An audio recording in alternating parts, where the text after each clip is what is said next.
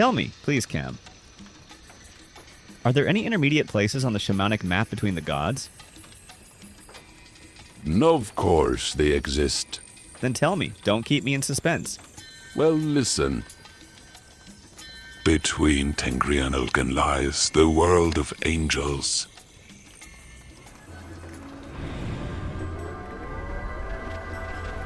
The plane of incorporeal existence. That is the world of higher spirits, the most elevated beings. Between Ulgan and Umai lies the world of materializing forms and souls preparing for incarnation. Here they receive their fate, their purpose, duty, calling. And how does that happen? Oh, it's very simple. The gods pass the soul of a person from hand to hand. Each one takes turns placing it in their palm and looks at what the soul is lacking, what character traits it needs, what experience it must gain in the new life. And then they decide who the person will be in this life, what fate they should receive. That's it. From this moment, the soul falls under the power of Ulgan, and from him passing through the field, it slowly flows into the world of Umai. From a subtle material plan to a real person, or event, or phenomenon.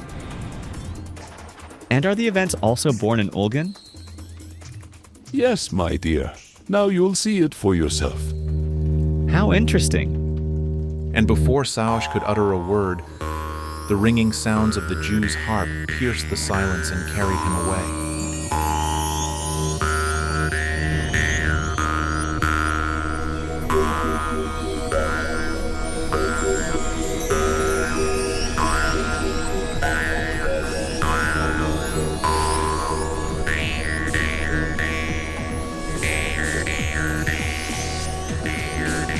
In a brief moment, Saush found himself in a very interesting place. Light was everywhere. It descended from somewhere above and thickened. With every passing moment, it became denser and denser. There was constant movement here. Nothing stood still. It seemed as if an endless rain of thought forms and images was pouring from the heavens. As he neared the dense earthly world, they became clearer, more visible, and even tangible. And this continued until the thing, phenomenon, or object took on its physical form. Then they would enter the world of Umai and completely disappear from this realm.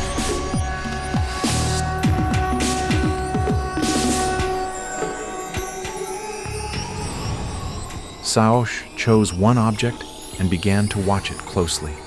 His attention focused on a child. More precisely, it wasn't even the child itself, but some abstract, semi-blurred thought form. The child itself didn't even exist yet. And now this thought form began to descend. Hey, this is the future person. So this is where it all begins. Wow.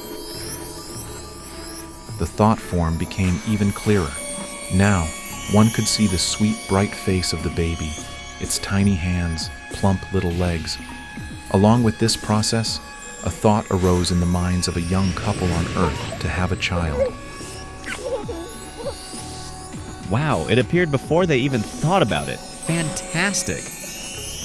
So events come to us from the future and make us think about them? Just like scientists' creations make them discover things. Eureka, I understand how it all works now.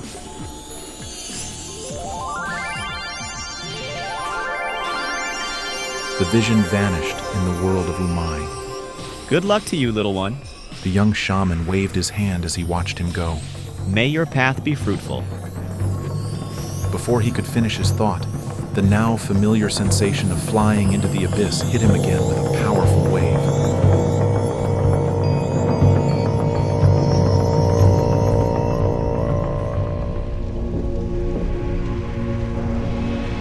Between Umai and Erlik lies the world of evil spirits, the world of decaying forms.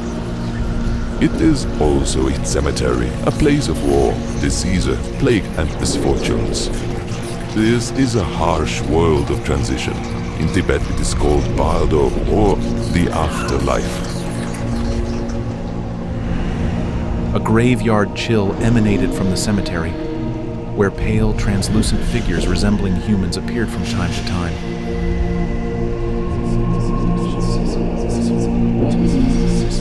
Ghosts! A lightning flash crossed the young man's mind. They silently hovered over their graves, waiting for the connection with them to weaken and finally break. Everything here was decaying, smoldering, fading into nothing.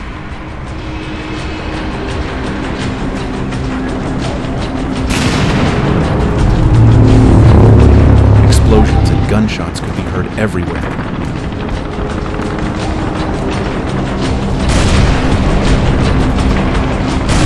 Rivers of blood flowed across the darkened, bare earth.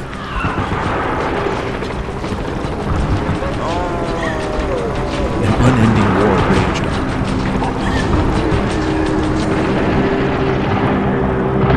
on. Spirits of sickness, suffering, and misfortune hovered everywhere.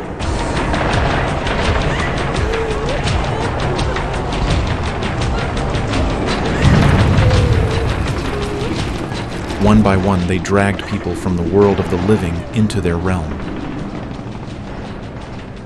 A realm of chaos, destruction, and despair.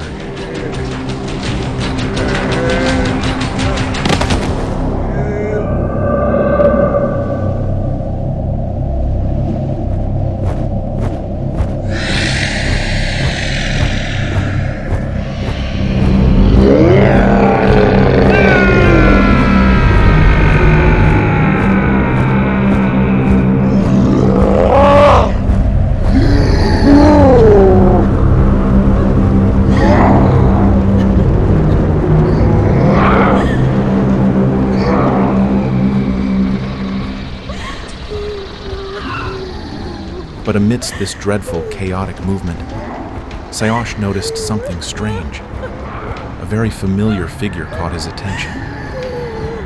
It was a tired, shaggy, gray-haired old man leaning on a crooked wooden staff.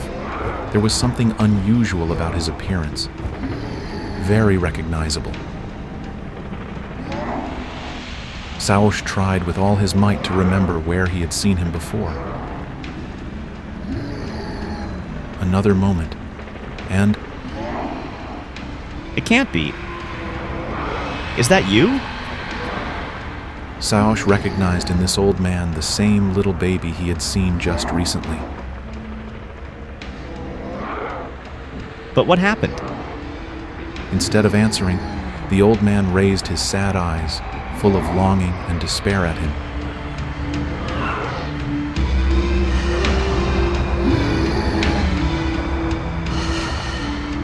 And from that look, Sayosh understood everything. He sighed heavily, leaned on his staff, and wandered on into the world of sorrow and despair.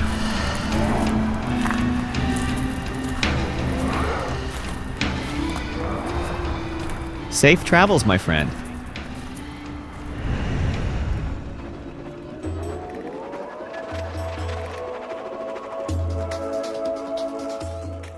The last world is the fields between Erlik and Tengri, the place of posthumus existence in the subtle body. Here, every living being becomes free. It is free to fly wherever it wishes, but most often, everyone here lives as they usually were living in the physical world.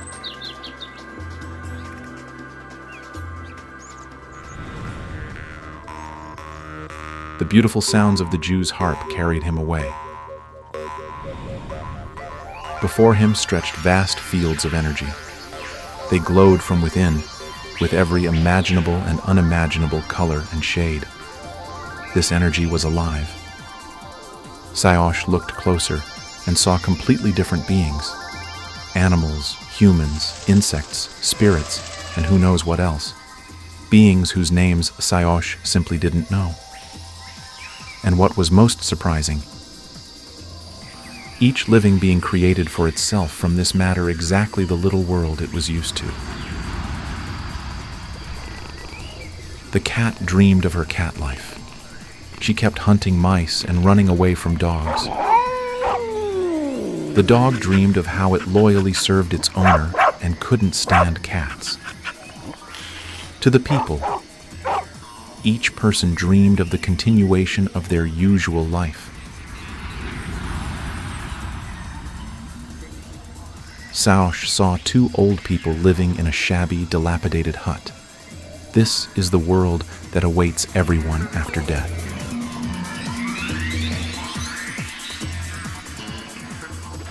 But why do they live so strangely? They could live in palaces, yet they huddle in huts. It's familiar to them. This is how perception, formed during life, influences a person.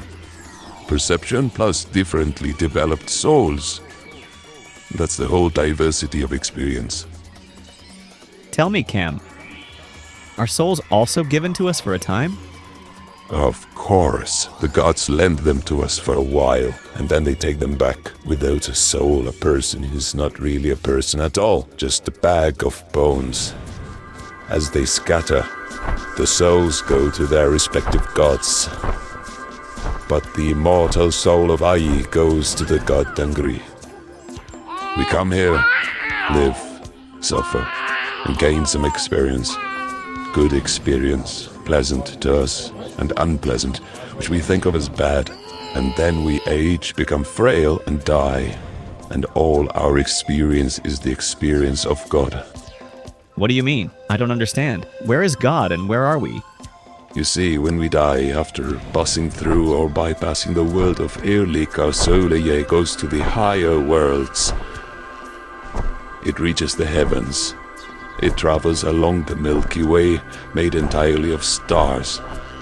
There it communicates with God Tengri himself, with other souls who have reached the sacred heavens, existing in complete bliss, happiness, and peace. And then the soul returns to earthly existence once again, and so it goes from life to life, until the soul has gathered the necessary experience. The state in which the soul resides in these highest worlds is called the Feast of Tengri. The Feast of Tengri? I've never heard that expression before. What is it? Then listen.